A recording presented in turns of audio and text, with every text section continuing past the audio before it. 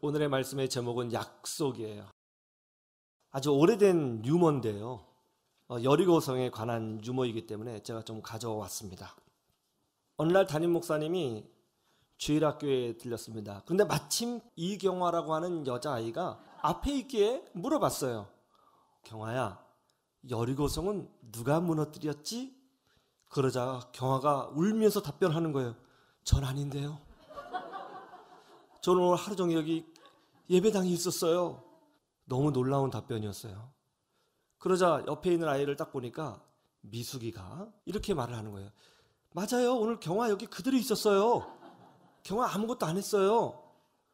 목사님이 어이가 없는 거죠. 그래서 이제 주일학교 담당 교육자를 불렀습니다. 전사님, 제가 지금 경화에게 여리고성 누가 무너뜨렸냐고 물었더니 아니 얼굴이 사색이 돼서 자기가 절대로 무너뜨리지 않았다고 이야기를 하는데 이게 도대체 뭡니까? 그러자 전도사님이 정색하고 답변합니다. 경화는 절대 그럴 아이가 아닙니다.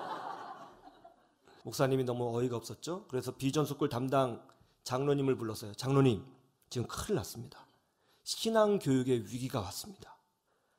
여차여차해서 여차여차했습니다. 이게 어떻게 된 일입니까? 장로님이 한참 생각하시더니 이렇게 답변을 했어요. 목사님, 여리고성을 누가 무너뜨렸는지 모르지만 교회 예비비에서 좀 보상해주면 안 될까요? 라고 했다는 것이죠. 오늘 본문 말씀은 이렇습니다. 이스라엘 백성이 여리고성을 날마다 한 번씩 돌았습니다. 그리고 제7일째는 7번을 돌았어요. 그런 후에 제사장이 전쟁 시작을 알리는 나팔을 불었죠. 부후 하고 불었어요. 그때 여호수아가 명령하였죠. 너희들은 외쳐라. 그러자 이스라엘 백성이 함성을 지릅니다. 와 하고 함성을 질렀더니 기적이 일어났어요. 그 견고한 여리고성이 와르르 무너지게 되었다는 것입니다. 여러분, 이게 얼마나 놀라운 일이에요. 아무것도 안 했는데 모래성이 무너져도 대단한 일 아니에요? 그런데 여리고성이, 그 견고한 성이 와르르 무너졌다는 것입니다. 그런데 말이죠, 오늘 본문을 보면 아주 이상한 것이 나옵니다. 그것이 뭐죠? 여리고성이 무너지는 장면이 사실은 가장 임팩트하잖아요. 영화로 따지면 아주 놀라운 사건 아니에요? 그런데 이 임팩트가 있고 놀라운 사건을 너무나도 단순하게 그리고 짧게 기록하고 있다는 거예요. 6장 20절 한번 보세요. 이에 백성은 외치고 제사장들은 나팔을 불매 백성이 나팔 소리를 들을 때에 크게 소리 질러 외치니 성벽이 무너져 내린지라. 백성이 각기 앞으로 나가 그 성에 들어가서 그 성을 점령하고. 보세요. 여리고성이 무너진 사건을 별것 아닌 양 쓱 지나가듯이 설명하고 있잖아요. 아주 짧게 말이죠. 원래는 이렇게 기록해야 좀 감동적이죠. 원래는 이스라엘 백성이 함성을 지르는 바, 땅이 진동하며 작은 돌과 큰 바위가 위아래로 좌우로 움직이더라. 그 어떤 강한 힘이 성벽을 세게 치심에 성벽을 잇는 돌과 돌 사이가 크게 찢어져 균열을 이루더니 그것이 급기야 펑하며 터지며 무너져 내리니 이는 나이아가라 폭포가 내림과 같았더라. 이래 하잖아요. 그런데 어떻게 기록되어 있어요? 아주 단순하게 되어 있습니다. 성벽이 무너져 내린지라. 끝. 한 문장입니다. 굉장히 중요한 사건이고 임팩트가 있는 사건인데 성경은 뜻밖의 한 문장으로 아주 단순하게 기록하고 있습니다. 성벽이 무너져 내린지라. 그렇죠? 그런데 재미있는 부분이 있습니다. 여호수아 6장 17절에서 18절을 보세요. 여호수아가 여리고성을 점령하기 전에 백성들에게 내린 명령이죠. 이 명령의 핵심이 뭐죠? 여리고성이 무너져 그 성 안에 들어갔을 때에 기생 라합과 그의 가족들과 제사는 손대지 말아라. 그런 겁니다. 아까 여리고성이 무너지는 장면은 겨우 한 문장으로 묘사했죠? 그렇죠? 그런데 기생 라합과 그의 가족을 살려내는 부분은 매우 자세하고 많은 분량으로 기록되어 있습니다. 그런데 여기서 끝나지 않아요. 22절에서 25절을 보겠습니다. 여호수아가 그 땅을 정탐한 두 사람에게 이르되 그 기생의 집에 들어가서 너희가 그 여인에게 맹세한 대로 그와 그에게 속한 모든 것을 이끌어내라 하며 정탐한 젊은이들이 들어가서 라합과 그의 부모와 그의 형제와 그에게 속한 모든 것을 이끌어내고 또 그의 친족도 다 이끌어내어 그들을 이스라엘의 진영 밖에 두고 무리가 그 성과 그 가운데 있는 모든 것을 불로 사르고 음궁과 동철 기구는 여호와의 집 곳간에 두었더라. 여호수아가 기생 라합과 그의 아버지의 가족과 그에게 속한 모든 것을 살렸으므로 그가 오늘까지 이스라엘 중에 거주하였으니 이는 여호수아가 여리고를 정탐하려고 보낸 사자들을 숨겼음이었더라. 놀랍죠? 생각해 보세요. 하나님의 능력을 설명할 때에, 하나님의 권세를 설명할 때에 여리고 성이 무너지는 사건이 훨씬 더 강하고 임팩트가 있습니다. 그런데 뜻밖의 성경은 하나님의 능력을 설명하면서 여리고 성이 무너지는 장면은 한 문장으로 짧게 표현했음에 반하여 기생 라합과 그의 가족을 살려내는 일은 더 많이 다루고 집중적으로 다루고 메인 주제로 다루고 있다는 거예요. 여리고성이 무너진 사건보다 기생 라합이 구원받은 사건이 훨씬 더 오늘 본문에서 중요하게 다루어지고 있는 이유가 뭘까요? 우리에게는 여리고성이 무너지는 것이 훨씬 더 크잖아요.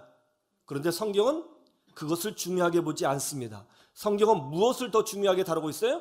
기생 라합이, 그 미천한 여자가, 그리고 그의 가족이 이 전쟁 난리통에 구원을 받았다. 이 사실에 훨씬 더 중요하게 다루고 있다는 거예요. 그 이유가 뭘까요? 그 이유가 여호수아서 2장에 나옵니다. 2장 12절에서 14절을 보시죠. 여호수아가 여리고성에 정탐꾼 2명을 보냈습니다. 그 2명이 기생 라합의 집에 들어갔습니다. 이 사실이 탄로나서 여리고 왕이 알게 되었습니다. 여리고 왕이 병사들을 기생 라합의 집에 보냈습니다. 정탐꾼들이 너희 집에 왔다고 하던데 그 사람들 어디 있느냐? 그러자 이제 기생 라합이 우리 집에 오기는 왔습니다만 해가 질 쯤에서 나갔습니다 하고 둘러대죠. 그리고 정탐꾼들을 보호해 줍니다. 그런 후에 이 기생 라합이 정탐꾼에게 이렇게 말을 하죠. 너희가 믿는 하나님은 상천하지의 하나님이시라. 하늘과 땅의 하나님이시라. 하나님께서 너희 민족에게 행하신 일을 내가 다 들었다. 하나님께서 이 여리고성을 너희에게 주셨다는 것도 알고 있다. 너희가 이 여리고성을 점령할 때에 나와 우리 가족의 목숨 좀 살려주어라. 그러자 정탐꾼들이 그렇게 하겠다고 약속했습니다. 그런 후에 이스라엘 백성이 여리고성을 차지하게 되죠. 그때 여호수아가 뭐라고 명령했어요? 무조건 기생 라합과 그의 가족들은 살려내야 한다. 이렇게 말을 했어요. 왜요? 약속을 지켜야 한다는 거예요. 그리고 여호수아 6장은 여리고성이 무너지는 사건에 그렇게 큰 관심이 없고 약속을 지켜내는 이스라엘에 훨씬 더 관심 있게 비중 있게 집중하며 다루고 있다는 것입니다. 우리에게는 여리고성이 무너지는 것이 훨씬 더 큰 사건이죠. 기적이니까요. 불가능한 일이 일어난 것이니까요. 사람은 기적에 열광하죠. 능력에 열광하죠. 그런데 하나님의 눈에는 그것보다 약속을 훨씬 더 크고 중요한 것으로 보고 계시다고 오늘 성경은 말씀하고 있는 것입니다. 사무엘상 20장으로 갈까요? 사무엘상 20장 12절. 다윗과 요나단의 약속이 기록된 말씀이죠.